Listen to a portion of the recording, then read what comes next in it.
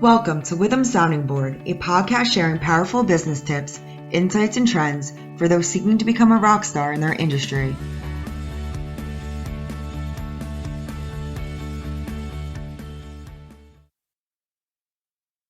We're coming back to the Withum Sounding Board. This is the part 7 of the PMO series that we've been put on for the past few months. Today we have Kim Gordon and Sarah Carroll that you've already met. We're also going to be welcomed by Laurent Tessier. Laurent, do you want to say a few words? Hey, Logan. Yeah, thank you for inviting me. I've been listening to all these podcasts. It's been great, and now it's great to be part of it. Wonderful. This will be the last one.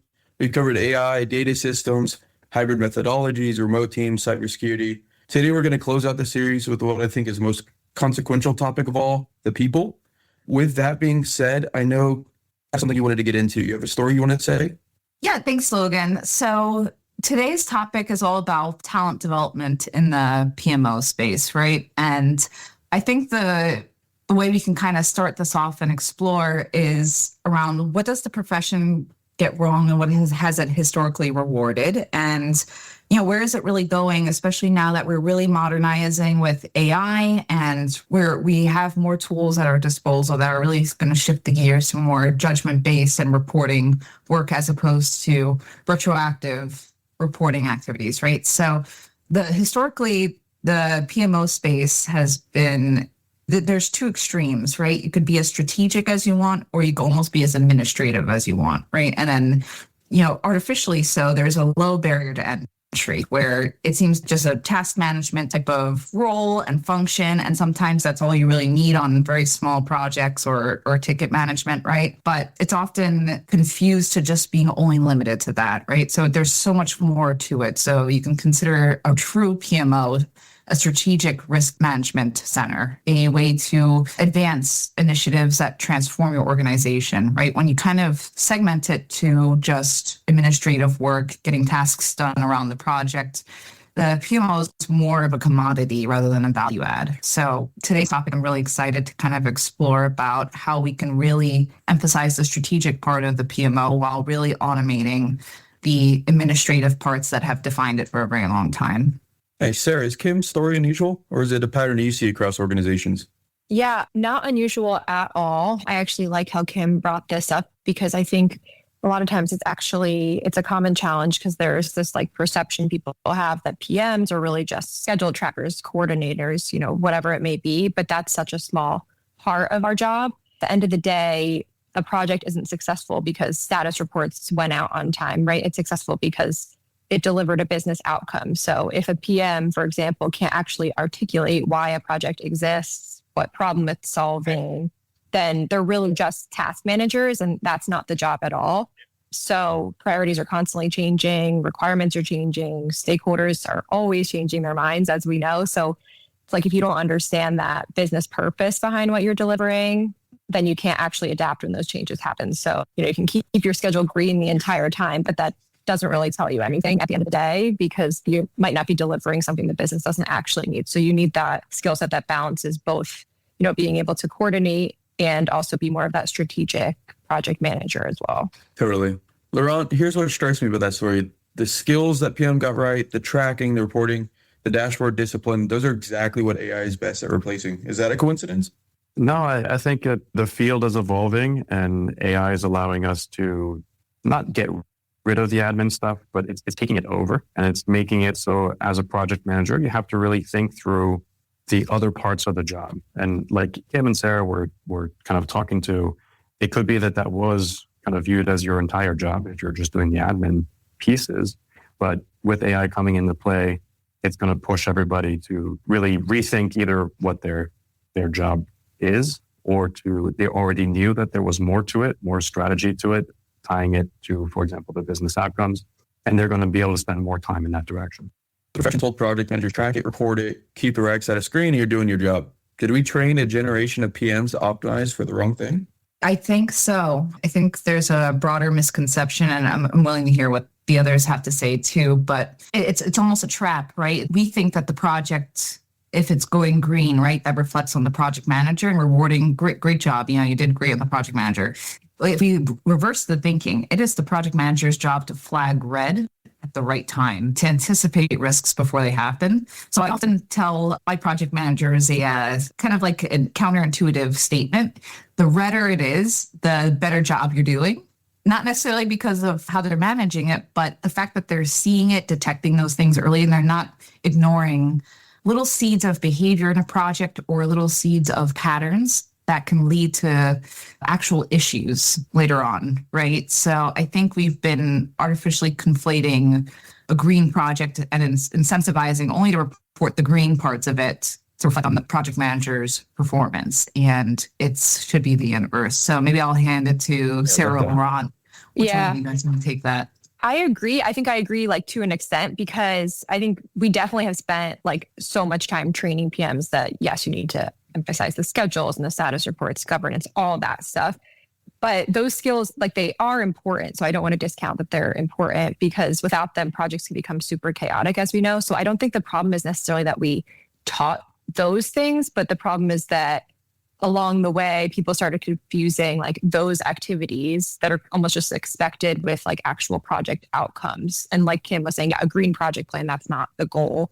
It's like business value. Are you actually delivering value to the business? So all those things like the schedule, the rate log, status reports, those are just tools to achieve that outcome. So it's not that their PMs are trained on the wrong things. It's just that we also forgot to teach, in addition to that, maybe that project management is also like a leadership role, not just an administrative and coordinator role. I agree with Kim and Sarah. The idea of the status reports and whether something is green or red it's a synthesis of the information that is going on in the project as a whole, and it's meant to be a tool to do something. And before we make a decision about doing something, we need to apply judgment on whether what we are seeing either A is real, right? We need to check the data, or if it's something that's big enough that we need to take action. If we do need to take action, what should that action be? That's the latter part that I think Sarah was kind of hinting at. And the status reports and all of that is important because it's that data gathering step. And then the other two steps are the piece that lead to the better business outcomes and to a project really being successful, even if it went over budget or over schedule. Kim, I'm going to come to you for this one, and it could be a quick answer, but what is the version of that PM who actually makes it in 2026? What changed about how they think? You know, I think AI is, but before I kind of describe the characteristics, I think AI is bringing to the surface and then the necessity of changes, but it's not necessarily anything that new, right? So I think the future of PMing is going to be predominantly proactive and forward-thinking strategists, really. It's the PMs is able to understand what the project is delivering and understand what quality means in the delivery and what does that mean for the organization, like Sarah has been alluding to about business outcomes, right? It's the ROI. How does this project actually fit in the organization? So we have to ask ourselves questions around the project, not just in the project. How does the project fit the bigger picture in an organization's goals and strategies, right? And, you know, I think the future is also that organizations are going to become more and more project driven to drive their growth. So growth is going to be more and more imperative the more that technology is advancing and the more competitive the landscape becomes, right? So PM right now, unfortunately in the marketplace, PM is like cybersecurity. You only realize you need it once you get hit by a $1 million breach, right? And then you realize, oh, maybe we should have some controls on it. That's going to be, I think, something of the past where technology is going to force, kind of like with cybersecurity, technology is going to force the adoption of cybersecurity measures proactively just because of the increased risk. Same thing with a project-driven organization. They're going to need to adopt that proactively. So I think organizations are going to evolve to have that into their infrastructure. And then the PMs are going to be forced to evolve. The ones that are kind of been stuck in the administrative mode, they're going to have to start thinking outside the box and not just retroactively reporting what happened, right? They're going to be influencing the direction of the project. They're going to be asking about interdependencies. They're going to make sure we're carrying forward lessons learned. And again, not net new, but it's something that is going to, we're now have the pressures for all of us to evolve that way. Totally. That was a great analogy. Thank you for that. Laurent, I want to give you the floor for a minute because we talk about AI changing project management in almost every episode of this series, but you've actually done the implementations. When a PMO deploys AI tools in their project environment, what actually changes for the PM on day one and what turns out to be hype? So usually, as we've been talking about, the admin work is the first thing that goes to AI. The tools are not perfect. So as a team, really, but as the project manager, typically you're kind of the one who is going to be the first line of defense for making sure that you have accurate information, like we've been talking about, this idea that all of this data that we're gathering and synthesizing and reformatting in different ways is to help us to reach a successful business outcome. And those admin layers get put in by whatever tooling it is that you've got available, whether it's something that's out of the box, like Asana being able to use its AI tooling to gather information and then to give you those nice status reports. But you then need to make sure that that information is accurate, makes sense, so that you can take that next step that everybody's been talking about, which is taking action, applying your judgment based on your experience, all of the complexities of what's going on that may not actually have been captured in emails, et cetera, and deciding what actions you're going to be taking. Sarah, I'll come back to you in a second for a follow-up to that. But when your team started using these tools, what did you expect to happen and what actually happened? With AI, and for a disclaimer, it's going to sound like I'm a Debbie Downer on it, but I'm actually a really huge enthusiast. It's just I'm kind of realist about where pitfalls are or not, right? So with AI, it's as good as the data and quality you put into it. So I think the biggest pitfall is that we outsource the thinking sometimes to AI instead of treating it like, I guess another analogy is instead of treating it like your intern, right? You wouldn't take your intern's output and be like, okay, this is the final product. You're going to review it thoroughly. You're going to critique it. You're going to say, hey, fix this, fix that. You're going to have a vision for what you want, right? I think the pitfall's just training our mindset around how we use AI to enable our efficiency without losing our competency. That's the hard part. So, and then this goes for PMO, but anything else really, where if we use AI to train our managerial skill sets, it's really no different than delegating to an intern or a staff or something like that, right? Because you need to have a vision. You need to be able to communicate clearly what that vision is. You need to be able to iterate and have conversations on it. And then it's a lot of the same skill sets. So I think when we're getting into using AI to enable PMO reporting, to aggregate information, we treat it with the same trust but verified mindset that we would with anyone else we're delegating to. And I think that's attainable and it'll train everyone's mindsets to have more of that managerial scope. And we need to ask ourselves, is this true? And kind of look at source documentation, right? We still have to own claims. I can put pretty graphics on a status report, but I need to be able to justify where I got my statistics from. So I need to speak to that. I need to be able to answer questions on that. And I think that goes for any professional, but for PMO, it's just so critical because so many things happen in a project and change. And then we need to make very informed decisions. Nice. Sarah, this question is going to be for you. So from the organizations you advise, what is the gap between what they expect AI to do for their PM talent and what does it actually do? First, I agree with everything Laurent and Kim said. And maybe just to add on to what Kim said, I think sometimes the biggest gap is that organizations, there's a lot of fear around AI and, what it's going to do to the workforce. And I think they think AI is going to make PMs unnecessary potentially. But what I actually think is it can make, really great project managers even more valuable. To Kim's point, AI can create status reports. It can summarize meetings. It can do all of those types of tasks. But what it can't do is it can't walk into a room full of clients or, important stakeholders and understand all their competing priorities or their requirements. And it can't help the organization actually make a good management decision. So yes, AI can take over all those fundamental mechanical tasks of project management, but the human side and like the leadership side that Kim was talking about is just going to become even more important, not less important. Great response, Sarah. Thank you for that. Laurent, back to you. Here's a question I really want to push on. Does AI raise the ceiling for great project managers, lower the floor for weak ones, or both? I think it's a little bit of both. The great project managers, they have an understanding of all of the different pieces that they need to do to be great. And usually the admin stuff that we're saying is already being handed off to AI is just the time consuming activity that they need to go through and does that data gathering step, but isn't really the most important parts. And they already know that. For someone who is on the, I would say more like junior, or kind of learning how things are going, I think that it helps them to look like they're doing better than what they their skill sets might actually be at, because the AI is providing such a high amount of support with the admin task. But it is going to stop at that layer where it's just doing the data gathering. And as much as you can ask whatever your favorite AI is, to have an understanding and to ask it what the judgment is on, is this really a risk?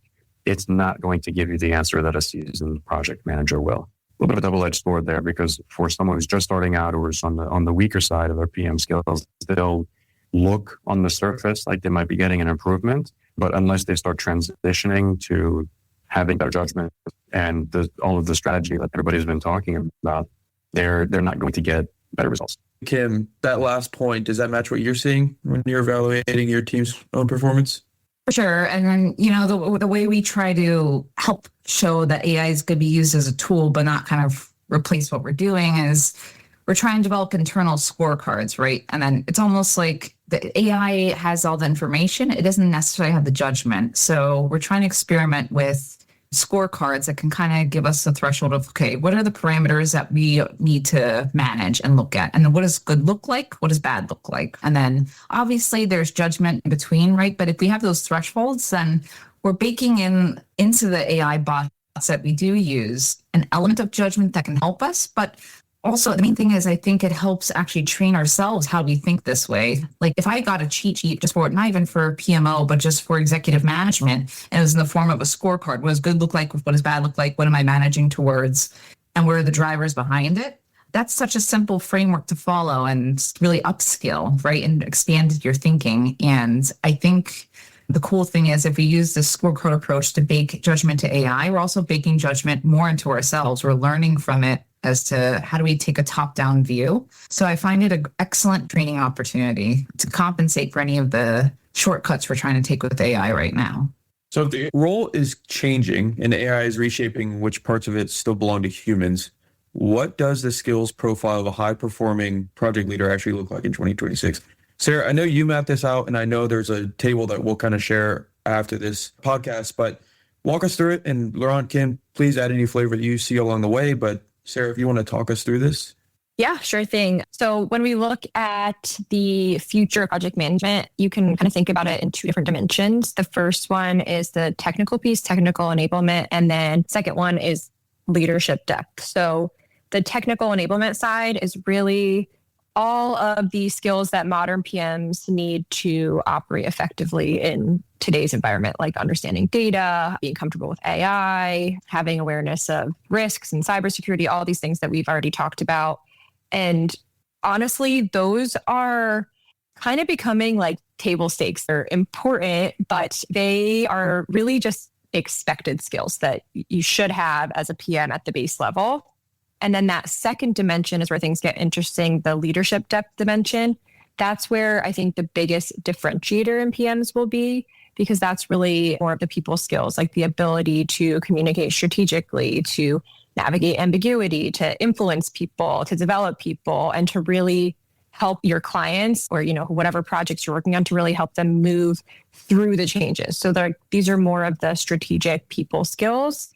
And what's interesting is that as technology continues to evolve, those leadership capabilities are actually going to become more valuable, not less valuable. So yes, AI can help you with gathering information, summarizing data, automating tasks, but like we talked about before, can't walk into a room full of important stakeholders and create alignment. So it can't help a team navigate uncertainty. You get the gist. I know I've kind of belabored this point.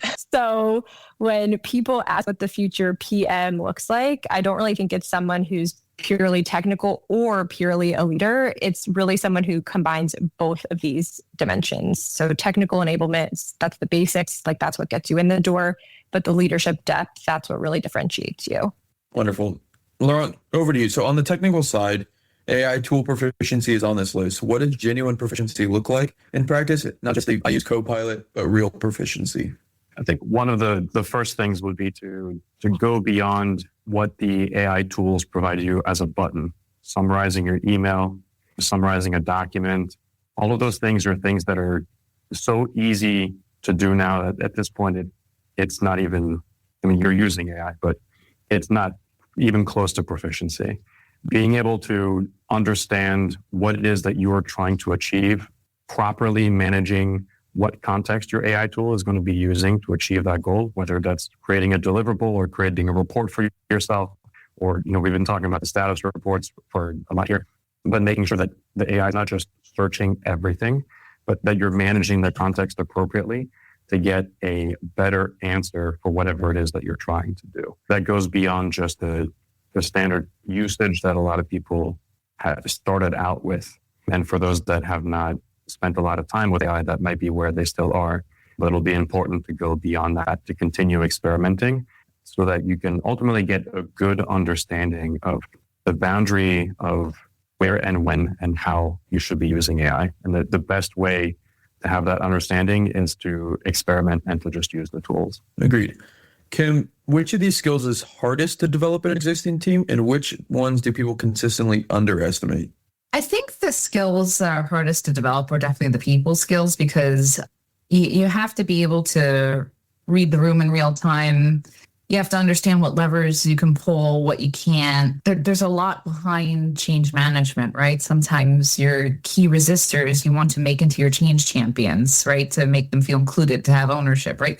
All that is exercise in persuasion and getting buy-in and negotiation. And AI can enable these things by giving you ideas, maybe having some ideas around facilitating those discussions, right? But then you're the one that actually connecting with the other person. And then the other person wants to know that you're actually thinking through these things and are invested into it. You're not just being fed something to kind of repeat to them and you're not really thinking about it, right? So it's really about those people skills and getting into the room, like Sarah alluded to, and being able to also influence the direction of a project. So the PM is in a unique role where you simultaneously see from a bird's eye view what the executive stakeholders want. You also see what the functional team is doing, the development teams are doing, and you have to speak basically 3 different languages with all your different stakeholder groups. So some are going to be at a high level, some are at a detailed level, and you're going to need to be able to connect the dots by speaking all those languages and influence each of the groups. And each of them have different priorities and agendas. Sometimes they're not always aligned with each other. And that's a whole different skill set. I think that sometimes, again, the trap of kind of going to the PM field is a by the book PM kind of adheres to standard rigid processes. And Sarah's had the unfortunate experience of being my PM. Even though I've been in the PM field for a while, I've never been one kind of standard. I have had to be dynamic. I've had to kind of think on the fly, both from a consulting standpoint, but even from a PM standpoint, right? So it's like there's this misconception about standardization and rigidity, and the PM is not really as connected to knowing the details on a project. That doesn't have to be the case at all. I think the dynamic PM, the one that is able to understand the context of a project, not just report on it, that all that stuff are different skill sets. That's going to take some time. And then AI can enable that learning, but it can't replace it. Totally. And I'll throw this up to the team. The uncomfortable question is, are there skills on the old PM profile that are now actually getting in the way? Things PMs are good at that are working against them in this environment? Yeah, I think there's probably a few of these, but one that comes to mind right now, maybe like over planning. And I can relate to this as a PM. Like, obviously, you want to control as much as you can. You want things to go as smoothly as possible. But sometimes you spend so much time trying to create certainty, and then you lose the ability to adapt when things change. And realistically, like, things are going to change, especially if you're working on large projects. So yeah, that's one thing that I can think of. Narok, Kim, anything you want to add? Yeah, I can go. I know I mentioned rigidity as one, and I think maybe just to add a new one, it's kind of just accepting at face value certain things just because you're not the expert, and not saying that you should produce an unqualified opinion, but needing to dig in, right, is going to be really important, especially if you're in an unfamiliar type of project or an unfamiliar industry or whatever the case is. It's really digging in, and then sometimes there's a tendency to take at face value what you're hearing. One of the things that I was just thinking about as I'm hearing the responses from you all is the direction that the PM role is shifting to in some ways runs counter to the folks that would probably be attracted to the role in the first place, where you're having to be very detailed with keeping track of all of the information, which is like we were talking about the tasks and decisions, et cetera. And that's all being taken over by AI. So I think the role that someone is going to be, or not the role, the way that the profession is evolving is going to run counter to a lot of the people that have been attracted to the role, because so much of it was basic data gathering. And now I think it's going to be a difficult choice for some people. Yeah.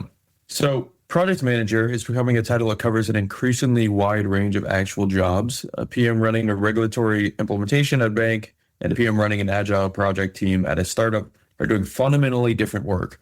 Sarah, I know you've met 5 emerging archetypes that are starting to define where the role is going. Walk us through them.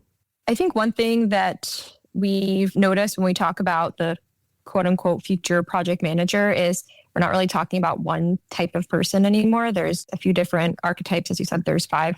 And I think most people that are listening to this podcast will probably recognize at least one person on their team as we go through all of these. But the first one would be the AI augmented PM. So this is someone they've really figured out how to use AI to its best ability. They're using it to test plans, identify risk, draft communications. They're using AI as a thought partner and not as, an ultimate decision maker. Then there's the delivery strategists. These are some of the best people to work with because they are never losing sight of that business outcome that we've talked about. So they can connect every single milestone and task and requirement back to something that leadership actually cares about, which is super important. So for them, they're really outcome oriented. Then another one that we're seeing a lot is the distributed architect. So this person understands that high performing teams, remote, hybrid, whatever, they don't just happen naturally. They're super intentional about communication, decision making, documentation, and just keeping people aligned in general, whether it's across time zones, different functions, different teams. They're not really just managing the team. They're really designing how the team is operating. Then there is the talent multiplier. These are the PMs who they're not just measuring success by what they deliver, but by how many people that they're developing along the way. So every project becomes an opportunity for these types of people to coach, to mentor, and to build capabilities. So they're really creating that next generation of PMs while still managing their current projects. So it's definitely a lot. And then finally, there is the risk integrated PM. So this is someone who they're treating risk, security, compliance, all of that as a part of delivery. They're not as a separate work stream or separate conversations. So they're constantly asking, what could it impact this? Are we addressing it early enough? What are the mitigations? So it's really a mindset that's becoming important, especially if you're working in industries that are highly regulated, of course. So what's interesting about all these is that they're not mutually exclusive. The best PMs usually are going to have some elements of all of these archetypes. But like I said, if people listening to this podcast are thinking about maybe their strongest PMs, I bet you can already put them into at least one of these buckets. So, Laurent, question for you. The AI augmented PM, you've actually worked with these people and have become this. What does it look like in real life? What does it take to actually get there? What does it take to get there? I would argue it takes a lot of experimentation. In order for you to be able to effectively use AI as a thought partner, you're going to need to have a good understanding of how you interact with whatever AI tool it is that you have available to you, the types of answers that it gives back to you, how you can push back on whatever it gives back. We've talked about judgment this whole time. So the idea is that you have that judgment so you can get to the answer that you are looking for, whatever that happens to be. And the only way that I have found, and from what I'm seeing all over the internet, is you just have to experiment. You have to get your hands dirty. And the more experimentation that you do, specifically, if it can be something that is outside of the norm, that will help you to really learn going outside, for example, of simply creating a status report. It'll really help you to get an understanding of how you can best leverage the tool. So it's really about getting those hours in on just practice. You'll start to pick up on it very similarly to if you were just start working with somebody. And the more you work with that person, especially if it's on different types of projects, the more of an understanding you're going to have about how that person thinks, and the best you're going to be able to work together. Great response. I'm going to open up the floor. I'm going to ask a question. So what archetype on this list does not actually exist yet in most PMs, but should? For a lot of product managers, we're working in offices, right? So the idea of having a fully remote team is just something that some people just haven't had the opportunity to do. And it certainly has its pros and cons. But when we're talking about being able to use AI to do a lot of this admin work, it means that the information needs to be digitized in some way. It needs to have been a meeting that was recorded, a Teams or a Slack message or an email or something. So being able to architect the way that the information flows on a team for something like a remote team or an in-person team, and you want that information to be consumable by AI, it's actually a very similar exercise. You want to have a good, let's say, team etiquette and hygiene around responding to messages with whatever the solution was, for example, so that everybody, in this case, the humans and the AIs, know that maybe a task was completed or that a solution we had come up with a solution or we have not come up with a solution, whatever the case might be. And it's a little bit harder to do that when it's so easy to simply walk over to somebody's desk because you're not really forced into that situation. But I think as AI becomes more and more responsible for all that admin work, we need to get into the habit of having all of the information be available. Sarah, Kim, anything you wanted to add? I guess the name would be, I probably have to refine it a little bit, but maybe like the enabler. I think sometimes what I observe is that the PM and the consulting teams or delivery teams are kind of seen as two separate opposing forces. And then really the PM is an enabler, and that could look like many different things. So oftentimes delivery teams have different priorities, or maybe they don't know the goals for the week. So it's really just making sure everyone understands, what are they working on? Maybe it's carving out time for the delivery teams. I know sometimes, a lot of times, it's helpful with clients as well as our own teams, that third-party vendors getting a platform where they can all kind of do a working session together and then at the end kind of get an output, as opposed to expecting them to kind of squeeze things in throughout the week. So it's kind of putting it down to tactics to make it easy to do delivery work and kind of removing those blockers. And it's a way to make sure we keep the momentum going forward and getting the output. So I think enablement is really key. Great. Let's move on. So let's talk about development. Kim, I know you have seen this on the PMO development programs. You've seen it fail. What is that pattern? Sure.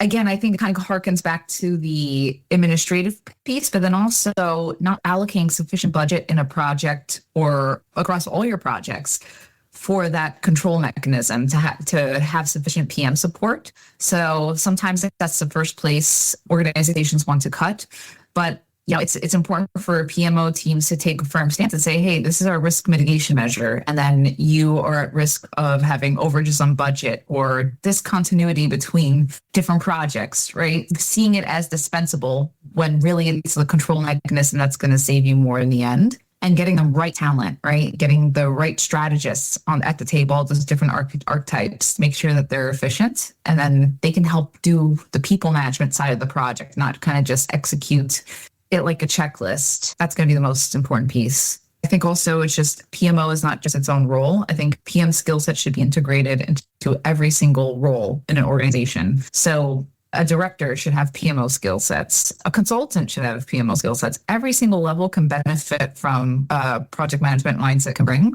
So I think cross-training is there, and I think it's just not siloing. So I think cross-functional training in PMO is so important. So I think everyone kind of has a slice of the pie in the project.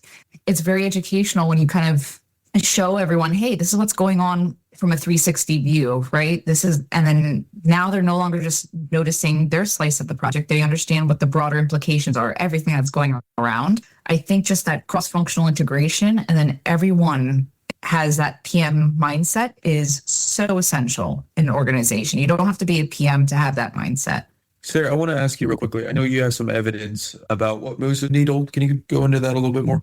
So it's what people are referring to as the 70-20-10 principle. So what that means is 70% of real skill development comes from stretch assignments on, real actual projects. But then 20% does come from mentoring and coaching types of relationships, and then 10% from actual formal training. So formal training does matter, but it is the smallest piece of it, not the whole program.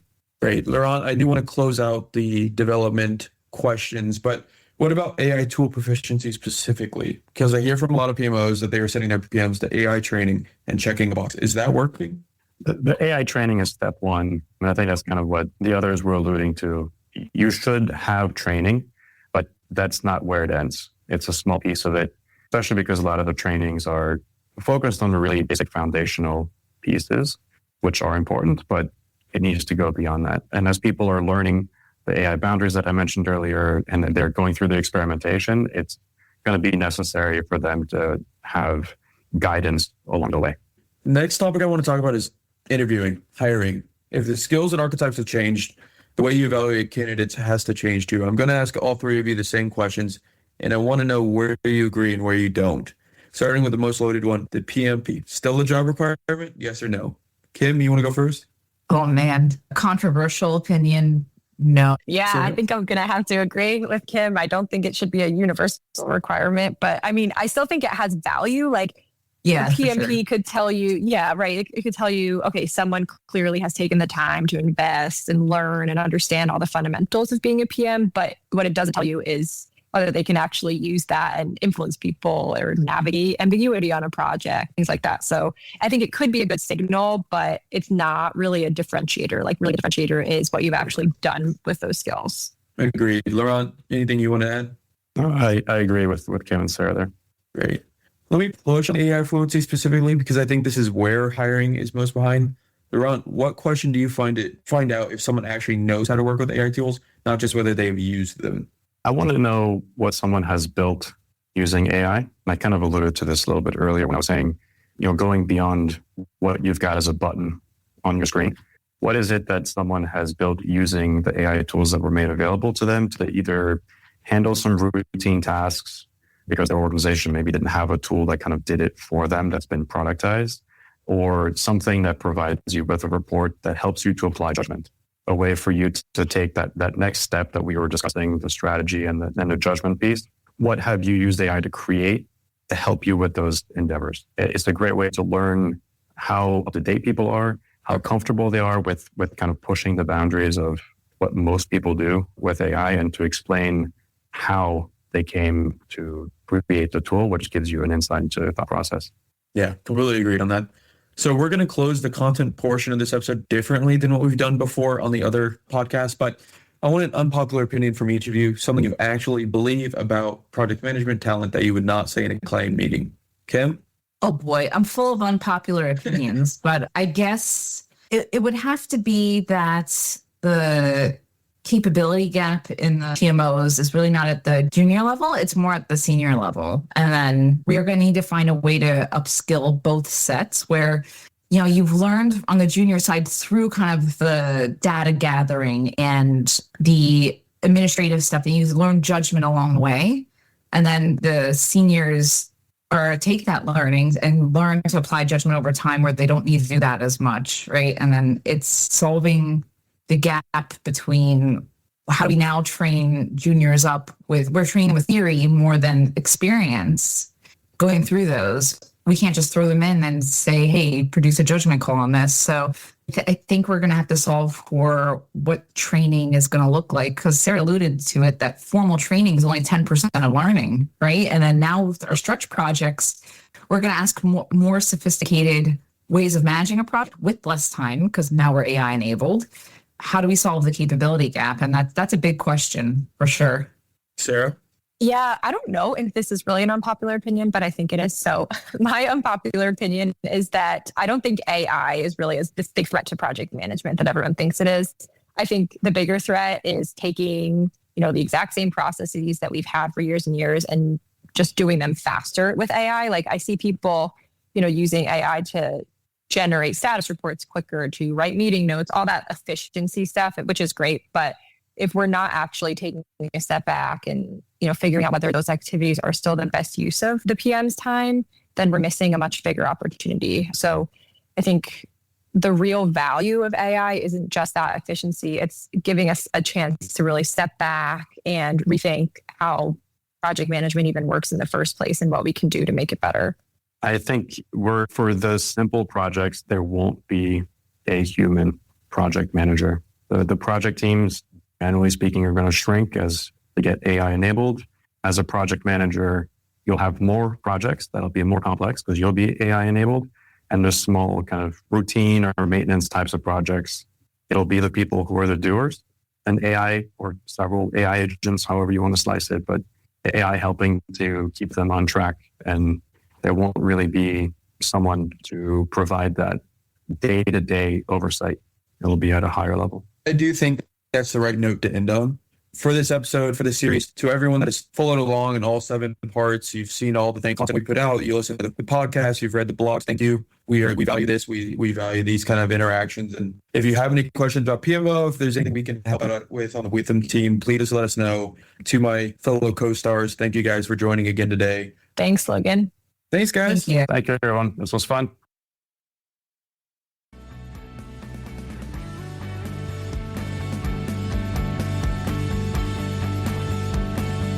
Thanks for joining us. Be sure to subscribe to our podcast so you'll be first in line to hear what's coming next. Don't want to wait for our next episode? Check us out at withum.com. That's WITHUM.com.